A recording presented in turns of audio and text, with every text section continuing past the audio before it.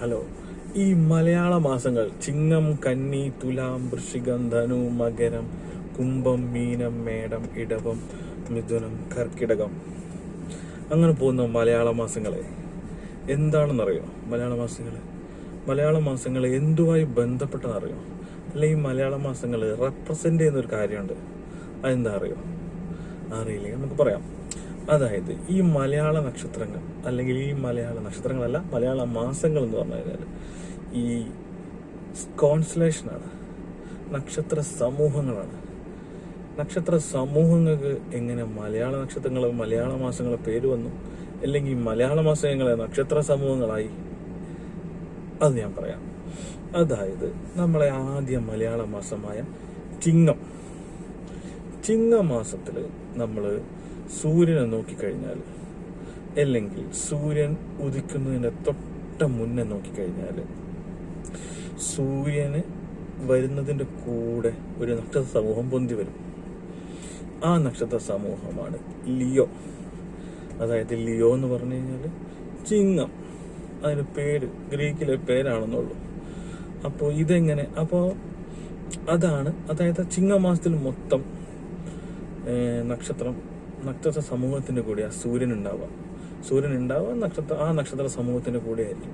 കന്നി മാസമായി കഴിഞ്ഞാൽ വിർഗോ എന്ന് പറയുന്ന നക്ഷത്ര സമൂഹത്തിന്റെ കൂടെ ആയിരിക്കും സൂര്യൻ ഉണ്ടാവുക. അപ്പോൾ നിങ്ങൾ ആലോചിക്കും, ഇതെങ്ങനെ സൂര്യന് ഓരോ നക്ഷത്ര സമൂഹത്തിന്റെ കൂടെ വരുന്നത്? ഞാൻ പറഞ്ഞുതരാം. സൂര്യൻ ഇങ്ങനെ നിൽക്കുക, സൂര്യന് ചുറ്റും ഭൂമി ഇങ്ങനെ വലയം വെക്കുന്നുണ്ട്. അപ്പോൾ ഭൂമി ഒരു പോയിന്റിൽ നിന്നിട്ട് സൂര്യനെ നോക്കുമ്പോൾ സൂര്യന്റെ ബാക്ക്ഗ്രൗണ്ടിൽ ഒരുപാട് നക്ഷത്ര സമൂഹം ഉണ്ടാവും. പക്ഷെ അതിൽ നമുക്ക് കണ്ണുകൊണ്ട് കാണാൻ പറ്റുന്ന ഒരു നക്ഷത്ര സമൂഹം ഉണ്ടാവുമല്ലോ, വളരെ എളുപ്പത്തിൽ കണ്ടുപിടിക്കാൻ പറ്റുന്നത്. അതാണ് ലിയോ.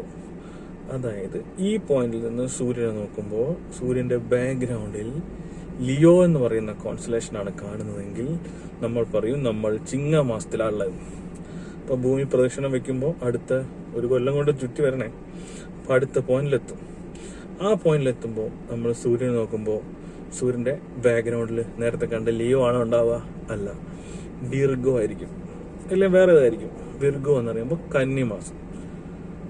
അങ്ങനെ തുല എന്ന് പറയുമ്പോൾ ലിബ്ര, വൃശ്ചികം എന്ന് പറയുമ്പോൾ സ്കോർപിയോ, ധനു എന്ന് പറയുമ്പോൾ സാഗിറ്റാരിയസ്, മകരം എന്ന് പറയുമ്പോൾ കാപ്രിക്കോൺ, കുംഭം എന്ന് പറയുമ്പോൾ അക്വാരിയസ്, മീനം എന്ന് പറയുമ്പോൾ പീസസ്, മേടം എന്ന് പറയുമ്പോൾ ആരീസ്, ടോറസ് എന്ന് പറഞ്ഞാൽ ഇടവം, ജെമിനി എന്ന് പറഞ്ഞാൽ മിഥുനം, ക്യാൻസർ എന്ന് പറഞ്ഞാൽ കർക്കിടകം. അങ്ങനെ ആവുന്നതിന് ഭൂമി ഒരു ചുറ്റി വരും. അതായത് നമ്മൾ മൈതാനത്തിൽ കാറ് നിർത്തിയിട്ടിരിക്കുക. അപ്പൊ ആ മൈതാനത്തിന് ചുറ്റും മരങ്ങളുണ്ട്. അപ്പൊ നമ്മൾ കാറിങ്ങനെ മൈതാനത്തിന്റെ നടുവിലാണുള്ളത്. അപ്പൊ നമ്മൾ കാറിന്റെ മുന്നിൽ നിന്നിട്ട് നമ്മളിങ്ങനെ കാറിനെ നോക്കുക. അപ്പൊ കാറിന്റെ ബാക്ക്ഗ്രൗണ്ടിൽ ഒരു മരം കാണാം. അപ്പൊ കാറിനെ നമ്മൾ സൈഡിൽ നിന്നും കാറിനിങ്ങനെ വലയം വെക്കുകയാണ്. അപ്പൊ കാറിന്റെ ഈ ഡോറിന്റെ സൈഡിൽ നിന്നാണ് നോക്കുന്നതെന്ന് വെച്ചാലോ, ആ മരമല്ല കാണാം, വേറെ മരം കാണും. അപ്പൊ ഈ ചുറ്റു വരുന്നതോളും മരങ്ങൾ ഇങ്ങനെ മാറി മാറി വരും കാണുന്നത്. അങ്ങനെ അപ്പൊ വേണമെങ്കിൽ നമ്മൾ ഈ മുന്നിൽ നോക്കുമ്പോൾ നമുക്ക് പറയാം ആ കാറ് ആ മരത്തിന്റെ കൂടെയാണുള്ളത്. അതുപോലെ സൂര്യൻ ആ നക്ഷത്ര സമൂഹത്തിന്റെ കൂടെ ആ മാസം ഉണ്ടാവുക. അപ്പൊ നമ്മൾ പറഞ്ഞ ചിങ്ങമാസത്തില് സൂര്യൻ ലിയോ എന്ന് പറയുന്ന കോൺസ്റ്റലേഷന്റെ കൂടെ ഉണ്ടാവും. കന്നി മാസത്തില് വിർഗോ എന്ന് പറയുന്ന കോൺസ്റ്റലേഷന്റെ കൂടെ ഉണ്ടാവും. തുലാം മാസത്തില് ലിബ്ര എന്ന് പറയുന്ന കോൺസ്റ്റലേഷന്റെ കൂടെ സൂര്യനെ കാണപ്പെടും. വൃശ്ചികത്തില് സ്കോർപിയോ എന്ന് പറയുന്ന നക്ഷത്ര സമൂഹത്തിന്റെ കൂടെ കാണപ്പെടും.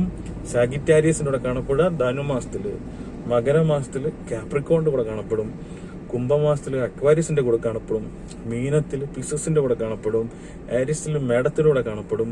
ടോറസില് ഇടവത്തിലൂടെ കാണപ്പെടും. ജെമിനിന്റെ കൂടെ കാണപ്പെടും. മിഥുനമാസം കർക്കിടകത്തിൽ ക്യാൻസറിന്റെ കൂടെ കാണപ്പെടും. ക്യാൻസർ എന്ന നക്ഷത്ര സമൂഹം. ഈ പേരുകൾ കേട്ടപ്പോൾ ഒരു പരിചയമുണ്ടല്ലേ?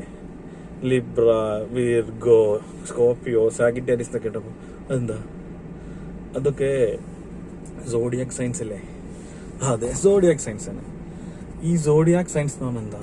നമ്മളെ മലയാളം നക്ഷത്ര മാസങ്ങളെ ഗ്രീക്ക് പേരാ. നമ്മളെ കാര്യങ്ങളൊക്കെ ഗ്രീക്കിൽ നിന്ന് കോപ്പി അടിച്ചെന്ന് പറയാൻ പറ്റില്ല. ഗ്രീക്ക് ചിന്തകന്മാർ വന്ന് കാണും ആ സമയത്ത്.